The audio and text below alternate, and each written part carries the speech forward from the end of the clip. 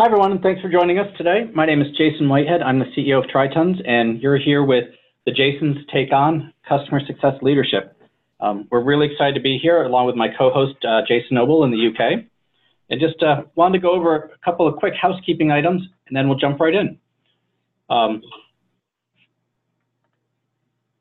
just a couple of things real quick. This webinar is being recorded, and the replay will be made available on our website at tritons.com/resources-2 replays.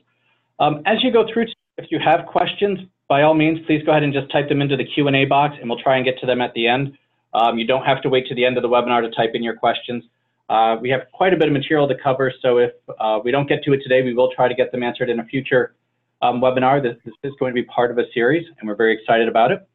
And then we do target about 30 minutes for this presentation, and with some additional time at the end for Q&A. And some people have already submitted questions in advance, so we're really excited to have those as well. And also, if you find you like the series and you want to shout out about it, we do encourage the hashtag, what do you think, Jason? So by all means, please come and join us.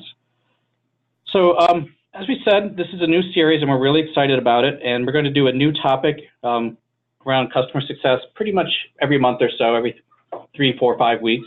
So we encourage you to come back often and continue to join us.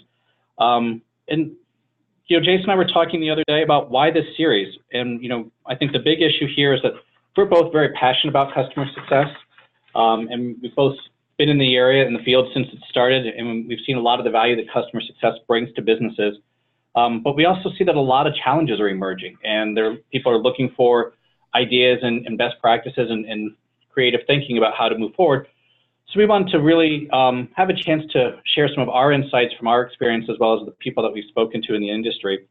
And I think as well that the customer success community is so collaborative and so into share, and this is our way to help share our learnings and help get back to the community. So we're really excited to have this series, and I'm really excited about it. So just a quick bit about my intro before we turn it over to Jason, my co-host. So for those of you who don't know me, I'm the CEO of Tritons. We are a customer success and software adoption consulting and training company based in the Washington, D.C. area. Been in business for over 12 years and work with a variety of small, medium, and large-sized companies, helping them really build out their customer success practices, and have been fortunate enough to work with some great professionals on the customer side and on the consulting side, and just really excited to be here. And my passion area, as most of you will probably know, is more around the software adoption side, and really help people embrace technology as new ways of working so they can move forward with great personal success, professional success, and success for your organization. So that's just a little bit about me. Jason, you want to go ahead and introduce yourself? Yeah, thanks, Jason. Good afternoon, everyone, or even good morning. Really excited to be here talking about all things customer success related. As you'll get to know, it's a big, big passion of mine, something I'm super excited about. And to be able to do this with someone else called Jason in a different country is a really, really exciting thing to do with a new series of webinars. So I'm Jason Noble. I've been around in the technology and customer success space now for a few years, but I started my working life out as a financial accountant a few years back. I moved into technology back in the days of on-premise license software, working in financial services, building customer service and support operations for a range of technology companies, both startups and enterprise level ones. And I then grew into the world of service delivery, account management, and program management, working in global roles for companies like Sony, Reed Elsevier, and Rackspace. My focus and theme throughout my career has always been about the customer, and the evolution into customer success as a more formal discipline really occurred really naturally for me. All of my roles having been customer focused, I think it gives you that breadth of experience, gives you a really nice insight into all the different touch points, the different challenges. I've spent time over recent years working with and advising companies going through their own business transformation or digital transformation programs, and helping create and lead global customer success functions, be that different for different organizations. So build out from startup up to scale up, from UK based out to global organizations. So really be there from the beginning to seeing where they get to. And it's really an exciting time. I think one of the things that I've learned is that customer success is very different for every organization. It's very different depending on you as a business, your cultural philosophy, what you're trying to do, what your services are, but also your customers. And what what Jason and I are going to try and do is share some themes and patterns that we've seen over the years through our experiences that can really help and really help you all with your own challenges there. As Jason said, we've got a lot of questions to cover. We've got some questions that were provided beforehand. And then Jason and I have also put together a number that we're going to work through. And I'll jump straight into the first question. So the first one I'm going to pose is, what are the current big challenges that we're seeing in customer success leadership? What do you think, Jason? Yeah, I think there's quite a few out there. And the more I talk to other leaders, the more I become aware of just how severe these are. I think off the bat, there's a big issue that there's a lack of experience in the field. Customer success as a discipline is still so new that people are trying to figure out what works and what doesn't. And it's also maturing very rapidly. So finding people who've had that leadership experience and leading customer teams, but also getting creative and helping customers be successful, there's not a lot of folks out there. So that's definitely a challenge. And I think related to that too, as the field, it's so new for both the customers themselves, but also the SaaS organization or anyone selling on a subscription basis that's setting up a customer success team.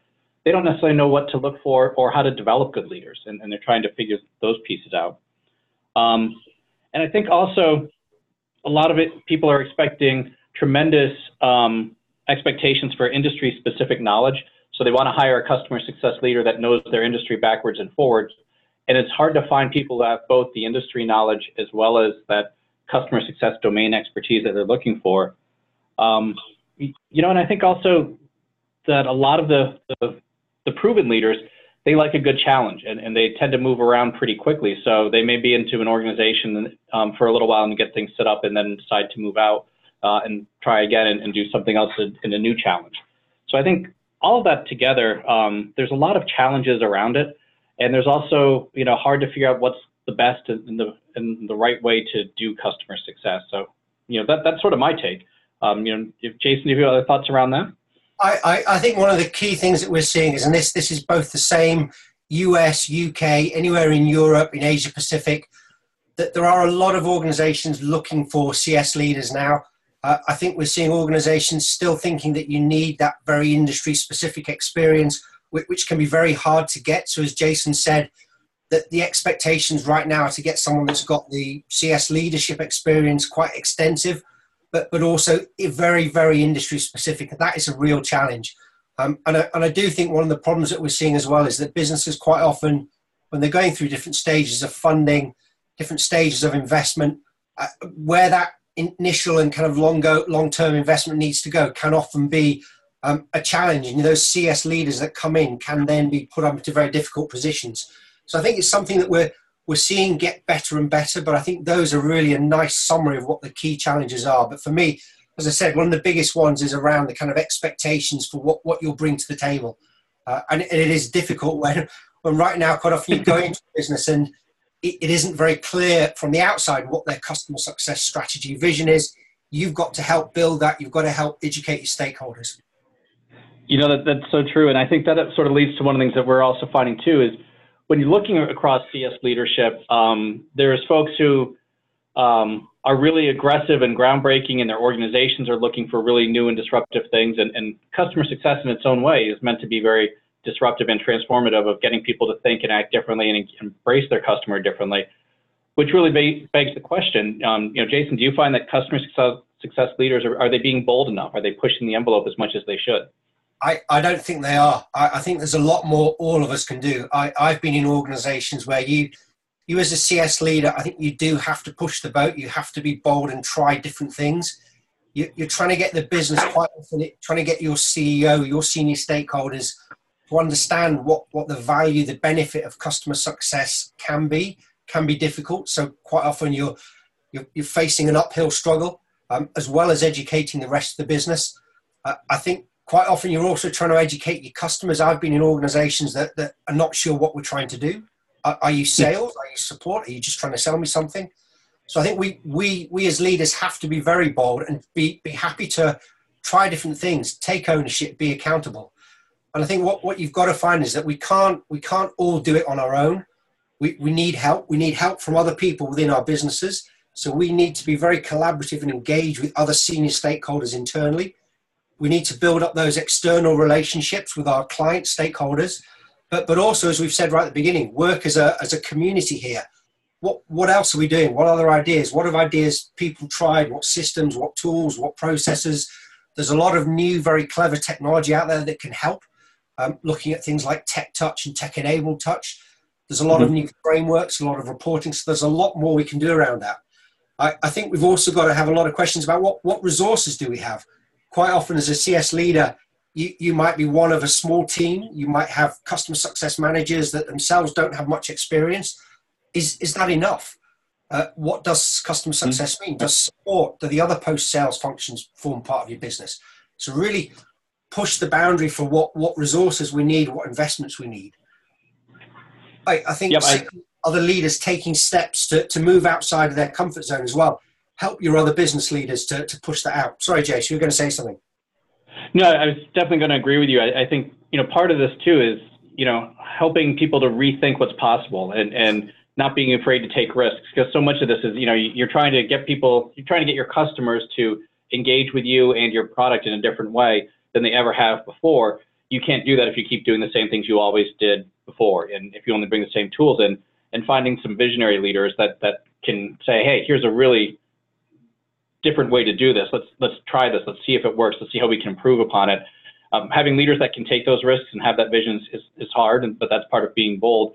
But then also recognizing it, I think to your point with the other executives, in the organization, they've got to be supportive of that and create an environment where CS leaders are allowed to be bold and can really bring that vision. I think that's so right. I love the art of what's possible. One of the big challenges we've got is trying to define the remit of what customer success is.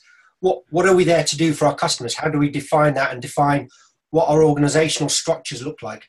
I'm a big believer in customer centricity is all about breaking down organizational silos within business, and you get them irrespective of the size of the business, the age of the business. All businesses have internal silos. And I think one of the key drivers for customer success is you're there to help break down these barriers. And what can you do to do this? You're going to change the way your business thinks. So you've got to look at both the more strategic, how do we do this, but then also the tactical and operational. How do we execute? How do we do this? And I think there are lots of tactical things that businesses have done, that CS leaders have done to help break down those silos and get the businesses talking to each other. And I think it really leads on to the next great question, which what is it that makes a great customer success leader? And what do you think, Ted? Wow, I think there's so many different things. I've been very fortunate in over the last few weeks, I've been reaching out via LinkedIn to a lot of CS leaders, and they've been very generous with their time to share their insights and ideas, and have really met some great people that are doing some really exciting things. And what really stuck out for me, though, for most of them, was they all seem to have a passion and excitement for what they did and for putting the customer first, and all had a passion for trying new things. But what also really jumped out is very few of them were deep in their technology, but instead were more about really understanding how to reach people where they are, build relationships, have empathy, and sort of help shift the organization, and try new things. And, one of the things that I've heard quite a bit, and that I think you mentioned too, is people stepping outside their comfort zone. And I think a lot of the great leaders that I've been speaking with, in their case, it's more of how to help people expand their comfort zone and to figure out how to do things new in a different way, and with that very positive take on it. I think also one of the things that we look at is with software adoption and customer success and getting people, ultimately it's about getting people to change the way they view their job and the way they perform their job. It's not about how fast you go and how fast you get to the answer. It's about how many people you bring along with you and how you build that community and align that vision. So I think the really great leaders are ones that both have a vision, but understand how to meet people where they are and bring them along with them towards that vision, and get them to collaborate effectively, while still being bold and risk-taking, which is it's really hard to do. So I think they definitely have that, and they have that service mentality where they're not pushing sales. I think the people I've met that seem most successful in their role, they all have this idea that we truly believe if we build great customer relationships and help our customers get value, then the sale and the renewal will come. And we understand that's the ultimate goal for a lot of the chief revenue officers and for our companies, is that dollar stuff. But the way we're going to get there is through delivering excellence, and that the sale will come. They have faith, they trust the process, which is a very organizational change term. But So in my mind, those are great CS leaders. And I think we could talk another time about what makes someone a poor leader. But for great leaders, I think if you have a lot of those skills, it's going to get you where you need to be. What about you? I think I agree. And I think one other thing, and I'm a big believer in this, is you're part of your own customers. Yes, you've got your external customers, but I always look upon my team as my customers. And it's my responsibility to really help them develop. This is a very new and exciting role and field to be in. We're not quite sure what the future looks like. There's so many different career paths you can open up. But I think as a CS leader, you've got to be that empathy and passion you talk about, Jason, is so important. But you've got to have it for your own team. You've got to be there as that coach and mentor to help build and guide your team to what else they can do.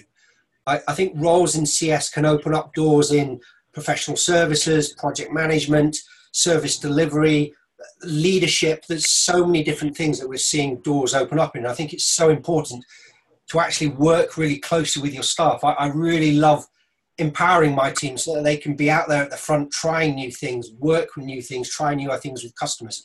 But I think that's really, really important as well. Absolutely. And I think, related piece that since getting that, Jason, what's your take on the best way to continue to develop CS leaders? I think that's such a great question. I think we've talked about a lot of the skills and ideas and traits that make a great CS leader, but it doesn't stop there. And we as CS leaders need to keep growing and developing ourselves. We're not at the end of our own journeys. And I think what there are lots of opportunities with the community, with the network. I mean, this itself, I think, is a brilliant example. Jason and Jason, how we met each other, but providing opportunities for customer success coaching, mentorship, building this community, sharing things with the community. I really do think that customer success is so different and so unique. And I say it so much, but I really do believe it. The number of events I go to, and there isn't another group of people that are as collaborative as this. And you don't get people working together, sharing ideas. We're not competing against each other. We want to share and help. And I think being part of that network and contributing, there are a growing number of customer success networks, associations, meetups. I love every day I see meetups popping up in different places around the world. There's one in Dubai soon, which I think is phenomenal. That's been going a while. We've got a number in the UK. But be part of that, really contribute. And I think it's so important to give leaders an opportunity for peer support. We all run into challenges. There'll be areas that I've run into. I know I recently had a lot of challenges around renewals processes. Speak to the community. The community is so big about helping develop ideas. And really also for where people can get to in their careers. There's a lot of mentoring and guidance you can get from people that have been doing this for longer than we have. They've been in different roles. Like I said in my intro, I think one of the great things I've got is coming in with a broad experience. But people have got more experience that I don't get. I don't have the sales side of it. So it's so nice seeing other people come in. And then I think the other thing is that you've got to keep doing, really be pivotal to breaking down those barriers. Be that person that can help use customer success to facilitate so many of those conversations internally. Break down those barriers at the senior management level, at the exec level. We are quite often the voice of the customer at the exec table. It often is a lonely place to be, but it shouldn't be, and it doesn't need to be. So start breaking down those barriers. And where there are gaps that you've got, like I said, I'm not a salesperson, but learn from the other experts, your other leaders internally. I don't understand sales, for example. I do understand it, but I'm not an expert. But bring them the same on the dev side. Any other insights from you, Jason? No, I think there's definitely that. Also increasingly, since people are so looking for new leaders and setting up a team, there's such competition that I think a lot of people will get thrust into leadership roles in CS when they're not necessarily quite ready for it, or they haven't been set up to succeed in those roles. So if they don't have the support in their organization, making sure that they have ways outside of it, whether it's the pure support and the meetups or coaching with people who've done it before and experienced CS leaders and mentorship, I think those are so critical. But I've also been talking to a lot of organizations that, as they're hiring people, they're realizing, okay, we get them trained up and then they either leave to go into another CS role or a different part of the business. So making sure that people are starting to think through CS career paths and how to build that in to keep people for retention is going to be really, really critical. I think that's so important. I really like the idea of, people do come into this with not much experience, and it's part of our role is to help mentor them. So a big believer that there's a lot of about giving them, as well as us helping each other, but give to the community, really help do that. That leads on to another great question, I think, Jason. Do you think there are any differences that we're seeing now in the leadership needs, the challenges between the US and the UK and elsewhere globally? I don't think that the leadership needs there are uniquely different. And it's been great. Obviously, you and I met when I was over at the UK for a conference. I've been working over there and have clients over there and in other parts of the globe. And it seems like the customer success challenges tend to be largely the same, or at least in the same categories. But I think there is something to be said for there will be some unique challenges with a global team, especially around differences in ways of working, cultural differences in different countries, all of those things that you need to be aware of and you need to manage through those. So having, local people that can really help understand that, and regional leaders that can guide you through unique differences in different parts of the world, I think is very critical. But in terms of the leadership skills and the overall needs, I think they are largely the same. But as you and I were talking the other day, I think there's also another interesting point too, is as you look at those cultural differences and understanding how people interact, you'll see things even like differences in how you might get an NPS score. So for example, in the US, you might get 10s across the board and customers rave about you and other great things. And in more reserved cultures or in other cultures, the best you'll ever get might be a 7. And recognize, if you just go off the numbers and don't understand that there is a cultural implication, that a 7 in the UK or other parts of the world may be like the best you'll ever get in a very satisfied customer. If you're expecting to get a 10 there and hold people accountable for that when it may not be appropriate, you're going to be in a world of hurt pretty quickly. So that's my take on it. Do you have other thoughts on that? Jason, I think that last point is so key, and that is something I've seen with the NPS. I'm in Britain. I'm a Brit. 7 out of 10 is good. That's a good score. Yeah. 10 out of 10 very rarely happens. So I think it's something you've got to be very, very wary of. But as we as all CS professionals and CS leaders know, 7 on an NPS score isn't what we want. So you've got to be so wary of that and look at making changes to your measurements, how you interact with different customers. You may be an organization providing the same service to different customers in different countries globally. You've got to be very aware of that. I think those cultural nuances really do come into it. And as you start to scale and grow as an organization, the language and the local knowledge become more and more critical. I think what we're beginning to see now is a move away from kind of just central leadership for customer success organizations to having regional leaderships who understand what those differences are. So I'm seeing quite a few organizations in conversations I'm having recently where they've got a US leader, they might have an EMEA leader, they might have one out in Asia Pacific, but they might even then break down the EMEA one across different countries within Europe. So I think we are seeing regional leaders coming out. So I think that's something that's very important as well. Right. And I think that ties into how to make sure how to grow and scale and standardize processes and where you want to go, yet having those regional differences. Big challenge that we'll probably get to another time. But I did want to ask you then, where do you typically find great CS leaders, and where do they come from, especially if you're looking to grow a team? I think that's such a great question, and something that quite often is very, very difficult. I know there are a number of organizations that have been struggling for a good few months now, looking for leaders that I've been in conversations with. I was going to say over here in Britain, you find us down in the pub quite often. But I think a lot of that it's meant in jest, but there's some sense in that because there are so many meetups. I mean, I know this week I've got at least 3 meetups in the evening. So we do tend to meet up after work. We do have lunchtime sessions. There are discussions, webinars like this. So I think you've really got to you've got to look quite wide and far. They're not where you might normally think them.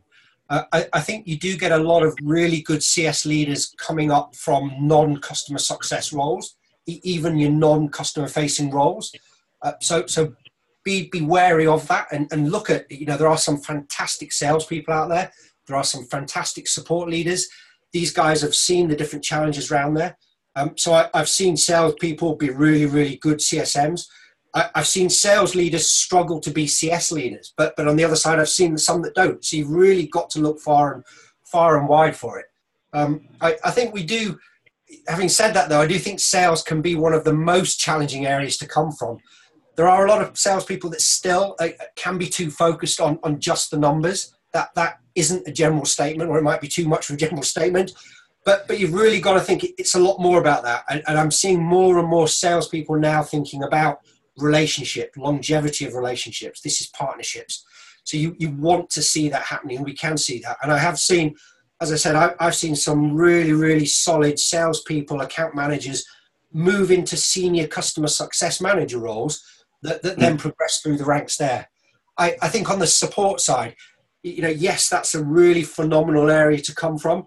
But what you've got to make sure is that you're changing from that mentality of being reactive all the time to how do you be more proactive? How do we not just say yes all the time? How do we make sure we're doing the right thing?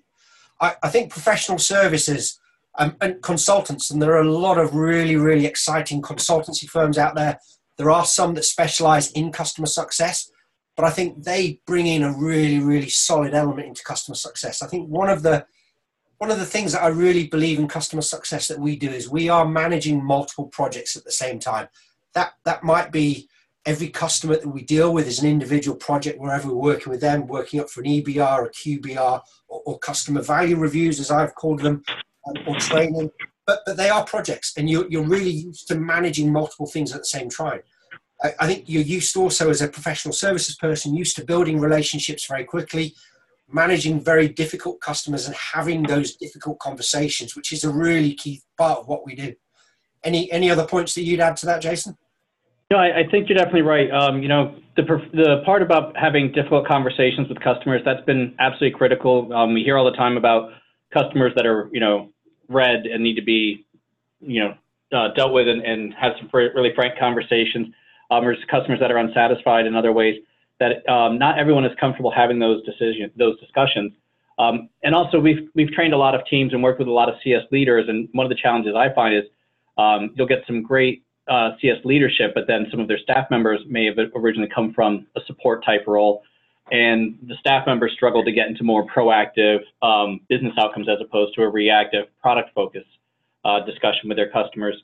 And I think many times the CS leaders who have those team members, they get very frustrated and don't know quite what to do to manage their team differently. But it's definitely a challenge of finding the right people. Absolutely. I think the other key thing is that people with the account management experience, the commercial experience, can really bring a nice commercial slant into the team, which is really cool. I think that right nicely leads into kind of one of the next questions I'd pose is what would you see kind of the first 90 days for a new CS leader coming into the role? What are the key things that you think they should be looking to do in the first 90 days, Jason? Wow, that is a very good question. We get asked all the time about that because you've got a very short window, I think, to really prove your worth and to prove the worth of the customer success team, especially if it's an organization that has not had one before and doesn't fully understand where they need to go. But I think there are a couple of things that need to be done in the first 90 days. And one of the first ones, I think, is really looking externally at your customers to understand where are they struggling to get value and what needs to happen to help them get value with your product or service so that they will get the business outcomes they need, so that they will renew, so they will expand. And really start with that perspective of what are the customer needs and then work backwards from there to figure out how you map it into what you're actually going to do and what are your customer services and how do you want to treat your customers and be able to work with them in a way that will be effective and impactful and affordable for you and for them. But then the other big area where I see so many customer success teams struggling, and it's amazing, there are already several instances out there that we've come across where people are on their second or third attempt at customer success and have set up teams and gotten rid of the teams entirely and brought it back and all that, is they really didn't help set a vision and a path forward amongst the other executives in their own organization. And they were so focused on external customer issues or within their own team that they weren't building the bridges across their organization, bringing everyone with them. One of the things that I've consistently found effective and that we've helped clients do, and then I've heard from other CS leaders, is really building that executive vision right up front for how CS needs to evolve and the business impact it will have, not just on the CS team and the bottom line, but also on the other parts of the organization. What's the impact on sales? What's the impact on product management? What's the impact on support and training and all the marketing and finance, all those good things? Getting the other leaders in the organization to understand what's going to happen for them, but also how they need to adjust so that the customer outcomes are there, because it's not just the customer success team that's going to get there. And one of the things I think that is very effective that has not been done as widely as it could or should be is really facilitating those vision setting sessions with the other executives and then following up with them to map out what's the journey to build and get to that full maturity of customer success. What's the trajectory you need to be on to get there? What does everyone else need to do to both get everyone to understand how big of an issue this is, but as a CS leader to give you the support and the bandwidth and the runway that you need to go and take the actions that will have an impact. Because when you come in, your customer success team is not going to be up and fully effective in 90 days. It's going to take a much longer burn. You've got to get that support right up front. And then I think as part of that vision and where you need to go next is really mapping out how do you grow and scale? What are your tools? What are your processes? What are the resources that you need? And what's a realistic time frame to get there? And how to make sure that that coincides with the growth of your organization. Because you need to figure out your path forward to that growth and that scaling, and make sure the other executives understand where you're going and why, the sequence in which you'll do it. So that's a heavy lift for 90 days to get started, recognizing that it is a marathon, not a sprint. But those are, I think, are some of the first pieces to get straight. So that's my take, Jason. What's your thought? I like the way you finished that it's a marathon, not a sprint. I think quite often a lot of businesses are expecting results from a sprint. So I think we have to kind of set out that vision. This is what we look to achieve, but you're not expecting to see an ROI on a customer success leader within 90 days. You've got to really build out a bold vision and plan as to where we're going to go. And I think that's so important. And you touched on there, working with your other stakeholders internally, really understanding what their challenges are, what else you should be doing, how customer success relates back to them. I think a big thing that I talk about as well as part of those first 90 days is all about, I call it discovery. So it's I want to get out there. I want to meet all of my customers, as many as I can in those first 90 days.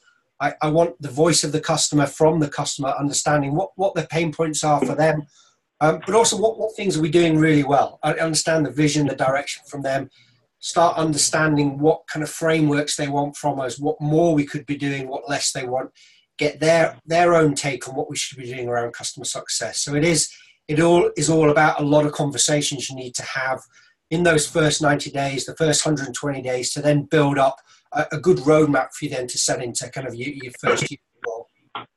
Right. That's so important. So when you're doing all of that and knowing that there's this marathon mentality, how should a CS leader be measured? What are the metrics that they should be measured on? Sadly, time to finish isn't one of them, which both relates to a time for a marathon and a sprint. I think business metrics are clearly a key thing here. And I'd see these as there's a lot of organizations that look at customer success metrics as metrics just for your team. So if you look at revenue retention rate, that includes expansion, growth, and churn. You look at how we're driving value, how we're driving outcomes. You can look at customer churn as a separate number from revenue retention rate. I think it is important to split it out. So look at the number of the percentage of customers that are leaving, but also look at revenue churn. But I think it's one really important thing to do is to look at these as business objectives. Yes, they relate to what we are doing as part of a customer success function, but churn isn't necessarily just as a result of what the success team is doing. So you have to change the business mentality so these become business level objectives that can be top down. I've been in organizations where NPS is a customer success metric. That's both good and bad. I think you need somebody to own it. Not necessarily the scores, as we alluded to earlier on. The scores on their own don't tell you anything. It's the data behind them, but also the trends around it. But I think as a success leader, you can identify these really key customer metrics, the customer objectives that you should be doing, put the numbers around those. But part of what you need to be doing is making sure that they're tracked as business objectives. Your investors want to be seeing what's happening with churn, what the additional value is we're doing. So you need to be able to push them up from being just about you and just about your team up to the business level. I think quite often that is one of the biggest challenges. So what I often do when I go into new organizations is come in with kind of a starting point as to these are the typical customer metrics, and I'll even call them customer metrics as opposed to customer success metrics. and then look at what ones we've got in place. There may be some realignment we need to do with the typical quarterly, 12-monthly goals, but make sure my management team are aligned with how they're going to feed into those ones. And then with my own teams, build out some ones very specific to them. Right. Any further thoughts on that?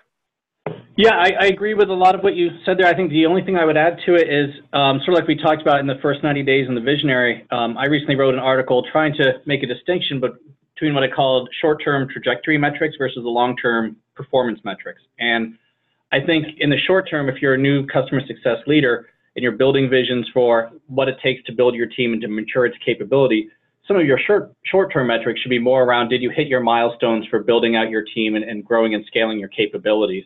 You know, and while you're doing that, I think you can start to gather baseline metric data around the business metrics that you talked about and the customer metrics.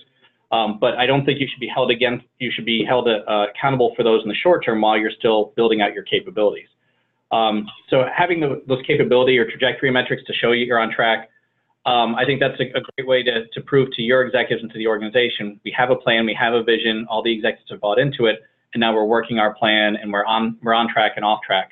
And I think sort of related to that too, since it does require so much support and commitment from other leaders in your organization, you know, figuring out, are there any trajectory metrics that they should be held accountable that might be new to them to show that they're supporting customer success? Are there areas that they need to tweak their internal processes or get their teams scaled up or understanding what customer success is doing that they should be held accountable? You know, one of the questions that often comes up, oh, you know, we had buy-in, we thought we had buy-in, oh, we didn't have the buy-in we thought we had.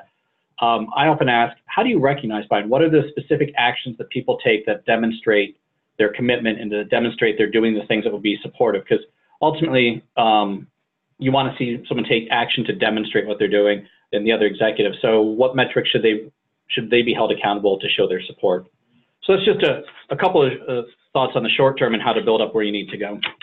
They're great ones. I think you hit on something there that's really key. I think as a CS leader coming in, I mentioned early on about kind of the idea of a customer success project, but you should build out a 12-month program, a 12-month project as to what you want to achieve. And part of your measurement has to be, what have I achieved against that plan? You know, am I delivering these project milestones? So really thinking a program mentality about that. You know, you'll have lots of different things to do. And I think that measurement has to be delivery of that project, and it has to be quite agile and quite nimble and able to change with the business. But I think you have to be able to deliver according to that, which is really important to do. Yeah, we've had a lot of questions, guys, that were submitted in advance. So what we're going to do is try to go through them one by one, and then there's a few that have been answered. I think there's 4 or 5 that have been asked throughout the webinar as well. Please do keep submitting more questions. But what Jason and I'll do now is run through some of the questions that we've had in advance. So one of the ones that was asked was, as a new director of customer success at a startup organization, what, in your opinion, should you focus on in the first 90 days? And I think we answered that one pretty much. You know, figuring out your customer needs and your vision, and then getting the other leaders to agree the vision, the steps, and those trajectory metrics of where you need to go. And clarifying the role of other departments in making CS successful for the organizations is pretty key. So I think we've covered that one. So then, Jason, you know, we're coming up on year end, and sort of curious of what items, if any, do you recommend reviewing at least once a year? I think this was when we were talking about this before, Jason. I think this is such a great question. This. And I think, you know, we were challenged with the answer for this, because are there any that we'd only look at doing annually? And I don't think there are. I think one of the key ones that we both agree on, and that comes up in lots of the different discussions, is voice of the customer. You know, look at what your voice of the customer is, but that's an ongoing thing. You know, make sure that you're out there speaking to your customers. That is so important. I'm a big believer in bringing in the voice of my customer into all of my meetings. I like to start my exec meetings, the senior management team meetings, with customer feedback, good or bad. And I also like getting the teams out to meet the customers. And I think making sure you've got that voice of the customer there as an ongoing thing is so important. I think, as we said, one of the very first questions, are we being bold enough? So always go back and ask yourself, you know, is there more I could be doing? Am I really pushing the boundaries of what customer success could be doing enough? Has your vision changed? always go back to this, customer success is continually developing. That's, I think, what makes it so exciting to be in. There is nobody that's got it 100% perfect yet. We're all learning off each other. But does your vision change around that? Also look at your own metrics. What metrics have you got? Do they need to change? You've got your core ones. We've talked about revenue retention rate, churn, NPS, but are there other ones that you need to build into it? And I think another one that's good to look at least, I'd say at least 6 monthly, is around the account ratio that you've got. So for your CSMs, have you actually put in place logic yet that says for your different tiers what you think a good number of accounts or customers per CSM is? And are we delivering the right value with the customers? And how you review that. So that, again, might change on time. I think, Jason, what do you think about this next one here? So as a leader who's got global responsibilities, how would you advise or provide any advice around account customer segmentation for global customers, for global accounts, so to really drive efficiency and avoid any confusion for customers? Yeah, I think that's a big challenge that we see more and more, and that's a tough one to crack without getting into the details. Because one of the things that we've spoken to when we chat with the leaders of large organizations, they've got different regions and cultures and time zones, but they also have numerous product lines many times. If they're that global, many times they have different product lines and different user bases. And I think the big thing is that it comes down to is it's not a one-size-fits-all approach, and that you do need to figure out what are the best ways to segment and where do you need to go around that. And really, I think that comes back to your point of the voice of the customer and understanding their needs and working backwards from there. So there may be things that would be more operationally efficient for you, but if it's not going to meet the customer's needs, it's probably not the best idea.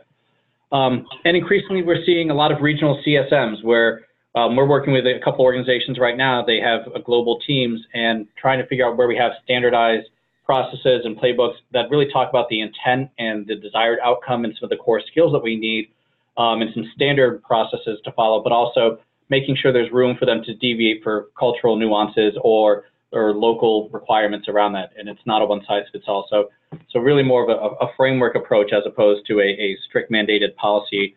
And that can be tough too with automations, especially as people are looking at low touch and medium touch of how do we automate some things but not others, needs to be there. But I think when you look at those, as you have that kind of a global thing, there's so many parameters you need to consider that you need to go through and really look at all the important things. But then similarly, and I think this comes back to the question before it, try some things, experiment, take some risks and be bold, figure out what works, and then come back and learn from it to figure out what you need to change and tweak up. And making sure that as you're doing this, you're setting the expectation with customers that this is an evolving practice to continue to meet their evolving needs. So it's going to shift time and time again. So that's my take. I think, Jason, a question for you.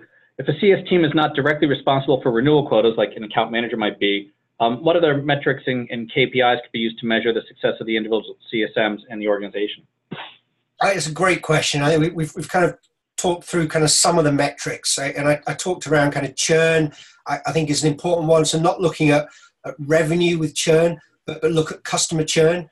I think expansion, which I see very differently to renewal, it's just not about a customer renewing, it's about how that account grows. And I think that really is important. So look at the dollar, the pound size, or the euro size of how that account grows over time. What other services you're selling. But I think one really important thing, and there's a conversation that I did with another CS leader at Pulse recently, was around usage and adoption of the product. How do you measure that? And it isn't just logons, it isn't just people interacting with the product. How do you know you're driving value through the product?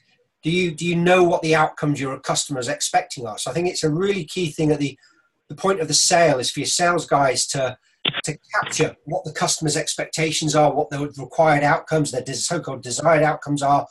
But how do you track those? And I think that then feeds back into adoption and usage. You want to show the customer an ROI against those. You want to be able to say to a customer, come, your account manager, if they do the renewals, to be able to say, look, we've driven this much value.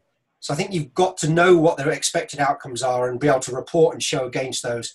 And look at usage. I've used the concept of transactions in a number of different organizations, and that could be something that as a business sell. You might do a pay-as-you-go model where what you sell are financial transactions, be it a sale. but it could be a certain journey through your product. So look at your journey and adoption like that. But I think the adoption piece is also something that's so critical, and it's so difficult to get right. A lot of what you do, Jason, is around this very piece. But how do you measure that adoption once you've done the implementation and go live? What are the key things that you should be looking for there? And there are a whole different set of metrics, and I think there's a whole nother discussion that we can have around that. But making sure that that initial adoption and go live is what the customers expect. And I think a lot of it comes down to asking the right questions, making sure that you're getting the right feedback from your customers. Absolutely. I think one of the other really good questions here, and I'm going to throw this one to you, Jason. We are coming up fast on time, guys. We'll try and get through as many of these as we can. For any that we don't get through, we will feedback afterwards in a follow-up. One of the other questions that someone posed at the beginning was, do you believe that customer success managers should own a revenue quota for upsell, cross-sell, or renewals, or should this stay within the sales or account management function? And it's a great question, and I've seen different organizations with different approaches. I don't know what you think, Jason. Yeah, I also have seen different organizations do different approaches, and I've seen where it evolves over time from the startup that maybe they have such a small team that everyone does a bit of everything to a global piece where they go down and specialize later to customer success, operations, CSM relations, account management, all those great things. I think either can be successful depending where you are, but for me, the underlying thing is you've got to be able to put your CSMs in a position where they can really build and develop a trusted relationship with a client, where the client views them as a business partner who's not trying to push something on them or hit a quota or do things that may not be in the client's best interest. Because as soon as the client stops to perceive that you're working in their best interest and you're working in your own, that's when you're in for a world of hurt in my mind. I think the other piece that I've heard too is really, and this was not my line, but I really took it on board and appreciate it, is it's really the job of the CSM to go through and create the desire for the customer to renew. So it may very well be that the CSM is talking about their business needs and outcomes and helping them identify other areas they could get even more value and stop some of the value leaks that they might have. And they can talk about different ways to do that, but it could then be up to an account manager or sales or someone else to go through and actually do the paperwork or negotiate the deal and the legal piece and all of that stuff. So in situations like that, I think the more that you can keep the CSM focused on business outcomes and customer engagement and trusted relationships, the better off you'll be. Though, as a caveat, I think there are areas where it does behoove the organization and the CSM in general. Maybe they have aggregate goals or a portion of their success measures internally are based on how well did the team do this quarter, the customer success team as a whole, maybe not an individual quota, but a team approach and what that needs to look like. So I think however you try to do it, the big thing though is making sure that relationship with the customer stays intact. That's my take. Jason, do you have other thoughts? I think that last point, Jason, is so critical. I've worked with organizations that have done two approaches. I know lots of really experienced CS leaders that believe in one versus the other. I think it really does depend on your organization. It depends on your resourcing. There are some businesses that don't have account management. For them, sales is about new biz and customer success owns the renewal, it owns the upsell. I've worked in an organization recently where, and I mentioned earlier, we specifically employed someone who was an account manager in a previous life, but wanted to move into customer success. And what that gave us was a very commercial insight and somebody as a point of reference for the team to help the rest of the team grow. We also worked really close with our sales teams to build up negotiation skills, because quite often that commercial negotiation is missing. So I've seen it be very, very successful on both sides. So I don't think there is a wrong or a right here. I think you've got to look at what your organization is. Your point, Jason, about where the revenue metrics are, where the numbers sit, I think is key. I think we are going to see customer success becoming more and more commercial and owning more of it, but it really depends on the level of maturity in the business and what kind of resources you've got. Yep, agreed. So I think this is going to have to be our last question in the interest of time. We do have a few that we did not get to today, which we will reach out and either respond back for those or we'll address them in a future webinar topic. So I guess, Jason, the final question then would be anything for new CS leaders, any suggestions there? I think hopefully there's a lot of stuff that we've already covered here, but I think one of the really good things is if, reach out to the community. find someone who's in a different role, who's a CEO maybe, you know, a CTO, someone who's in a very different part of the business. Get a mentor, an external mentor or coach, but reach out to the community. Reach out to join the community on, you know, LinkedIn. There are meetups. There are lots of events on Eventbrite. Get yourself out there. And I think it's really, we want the whole leadership. Everybody brings something different and something unique. I don't think there is one person that knows everything about this. There's something that is learning all the time. So I think really be prepared to share, and share perhaps more than you've done before. It's about giving back. And I think there's a lot for everyone to learn. Somebody has asked on one of the questions in the chat window about the recommendations for CS resources and meetups. Look on the Meetup app, things like Eventbrite. There are a lot of event services there. There's the Customer Success Network, the Customer Success Association. I'd really recommend joining any of those. Link up with a lot of people on LinkedIn. You know, there are a lot of other leaders, and try and build up those external relationships. It's great. You know, Jason said we both met at a conference. I think it was the early part of this year. It was a chief customer officer conference or a customer success conference. But put yourself out there. You know, there are lots of them out there in different places. So I think a lot of it is look for that external help. Don't be afraid to ask. Be bold. Push the boundaries of what we're delivering. Yep, I agree, and thank you so much. So just a couple of closing thoughts. Coming up on December 18th, we'll have the next episode of Jason's Take On, and this is when we will be discussing what it means to be customer-centric. So if you've enjoyed our conversation today, we invite you to come back. We're going to be putting up a dedicated registration page for that December 18th webinar, as well as the replay will be made available there for folks. And as we continue to build out the series, the future replays will be there. Also, if you've enjoyed this, we encourage you and request that you share it with others and let people know that they should check it out. And so please share the news. Just a couple of quick things. Jason, do you want to talk a little bit about your contact details and how you can help? Guys, as I said, I'm working currently with a number of organizations helping with customer success. So please feel free, anybody, if there's any follow-up questions you've got, any points you'd like to discuss, for any mentoring, consulting or coaching, reach out to me, email, Twitter. Feel free to give me a phone call. Or LinkedIn. You know, I'd love to grow my own network and speak to lots of you guys and understand more about what you do. But as Jason said, thank you so much for listening. We really enjoyed this conversation. You know, it's been great just listening to each other, listening to the questions, and I hope you guys have got a lot out of it. Great, thank you. And obviously my contact information is here as well too. You can always reach us at info@tritons.com.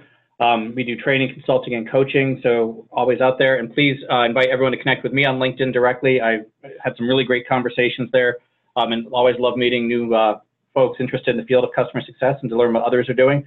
And if you do find yourself in the need of coaching or training or consulting from Tritons, we have a variety of online and in-person training offerings as well as consulting. Really excited about those. And we do specialize in both customer success and software adoption. So if any of your customers are struggling internally to get the adoption and usage and value they want, we have programs aimed specifically at them, and I'm always happy to talk with them. So with that said, thank you so much, everyone, for joining us today, and we look forward to you joining us on the next one on December 18th for what it means to be customer-centric. Thanks so much. Bye.